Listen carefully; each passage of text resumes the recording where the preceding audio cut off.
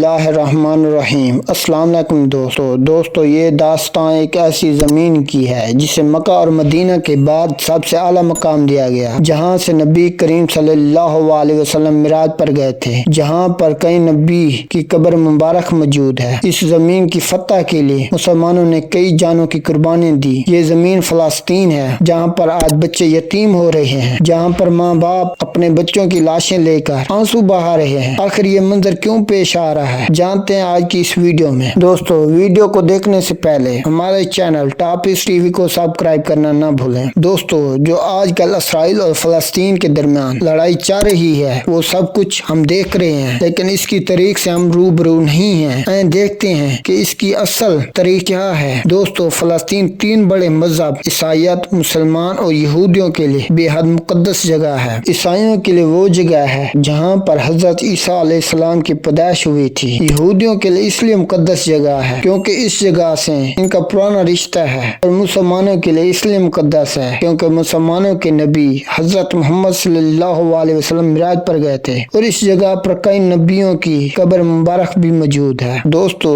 कई दिनों पहले हमास ने इसराइल पर हमला किया था, और यह अब तक सबसे बड़ा हमला था इसराइल पर। और बताते चलूं, हमास ने 5 मिनट में इसराइल पर 5000 रॉकेट गिराए। इसराइल और गजा के दरमियान जो बॉर्डर बना हुआ था इसे भी तोड़ दिया गया। इसराइल का डिफेंस भी से रॉकेट को रोक नहीं पाया। लोग बॉर्डर तोड़कर इसराइल में घुस गए। आसमान, जमीन और समंदर तीनों तरफ से हमला किया गया। अगर तरीक के पीछे जाएं, जिस जमीन पर इसराइल मौजूद है वहाँ पर इसराइल नाम का कोई मुल्क था ही नहीं। इस जमीन को फलस्तीन कहा जाता था। यहूदी, ईसाई, मुसलमान तीनों मजहब के लोग रहा करते थे। इस जमीन पर उस वक्त सल्तनत उस्मानिया कायम थी। दुनिया भर में यहूदी रहा करते थे। इनका कोई भी मुल्क मौजूद न था। जब दूसरी वर्ल्ड वार शुरू हुई तो हिटलर ने यहूदियों का कत्ल करना शुरू कर दिया। इस वक्त कई यहूदी फलस्तीन में आकर बस गए क्योंकि ये जमीन इनके लिए मुकद्दस थी। 1988 में बरतानी हुकूमत ने इस जमीन को 2 हिस्सों में तकसीम कर दिया, पहला इसराइल और दूसरा फलस्तीन। बरतानी हुकूमत वहाँ से चली गई। इसके बाद ये मुआहदा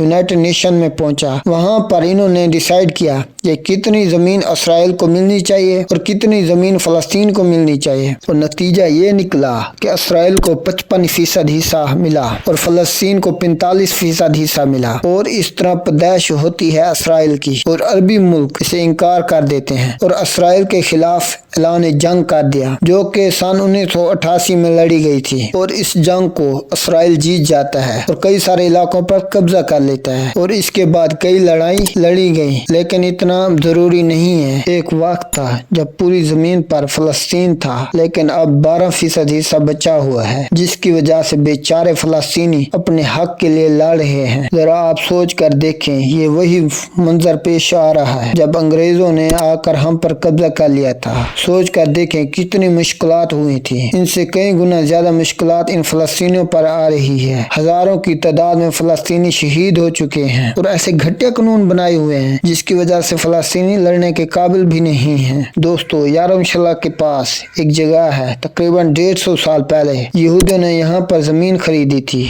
और 150 साल बाद फलस्तीनियों को कहा गया यहाँ से चले जाएं, क्योंकि यहूदियों ने जमीन खरीदी थी। लेकिन इन 150 सालों में बहुत कुछ चीजें बदल गई थी। कई फलस्तीनी मुसलमान आकर आबाद हो गए थे, लेकिन इनको वहाँ से निकल जाने का हुक्म दिया गया। तकरीबन 500 मुसलमानों के घर मौजूद थे, इनके घरों को तोड़ा गया। जरा सोचिए अगर आपके साथ ऐसा होता तो आपको कैसा लगता। बात ज्यादा ना बिगड़ जाए, इसराइल ने अपनी फौज यरूशलेम में उतार दी, और वो फौज मस्जिद अक्सा में दाखिल हो गई, जहाँ पर मुसलमान नमाज अदा कर रहे थे। इन मुसलमानों को पकड़े जाने लगा। इसराइल ने इन पर हमला कर दिया और कई फलस्तीनी शहीद भी हो गए। दोस्तों अब बारी आती है इस जंग की जो अभी चल रही है। हमास एक जमात है जो इसराइल के खिलाफ हमले करती रहती है। हाल ही में हमास ने इसराइल पर 5000 रॉकेट फायर किए, जो कि हमास का अब तक सबसे बड़ा हमला था। आखिर ये सोचने वाली बात है, हमला क्यों हुआ।